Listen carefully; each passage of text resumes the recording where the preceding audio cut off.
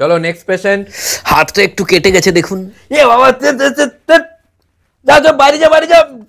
চলে এসছে রে, জানে না একে, কেউ বলেনি নাকি? এই রক্ত আমি দেখতে পারি না, চলে এসছে। এই তুমি ওখানে বসো, ওখানে বসো, ওখানে ওখানে ব্যান্ডেজ আছে, দেখো, দেখতে পাচ্ছ? হ্যাঁ হ্যাঁ হ্যাঁ। নিজে নিজে ব্যান্ডেজ করে নাও। তুলো আছে ভেতরে, তুলো আছে, ওখান থেকে নিয়ে নাও। এ বাবা, না জেনে চলে এসছে রে, জানে আমি ব্যান্ডেজ, আমি রক্ত দেখতে পারি না, আমি মানে কি করে স্টিচ করবো এবার?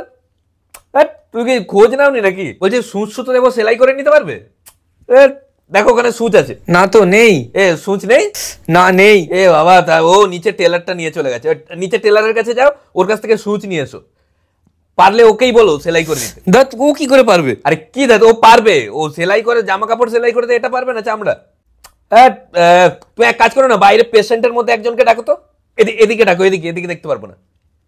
হ্যাঁ, আপনাদের মধ্যে কেউ সেলাই করতে পারবে? একটা জেঠিমা উল বুনছিল না ওখানে, জেঠিমাকে ডাকো। জেঠিমা একটু উল বুনে দিন না এখানে। দাদ ওরকম কি করে হয়? আরে কি হবে, তুমি যাও না, সেলাই করে নাও না, তোমার কি প্রবলেম তোমার? আরে তুমি আমাকে ভুল ভাবছো, আমি এমনিতে খুব তেজি প্রকৃতির একটা লোক, কিন্তু রক্ত দেখলে একটু ঘাবড়ে যাই। স্যার একটু দেখুন না হাতটা। বোঝেও না, রাখো রাখো, হাতটা রাখো।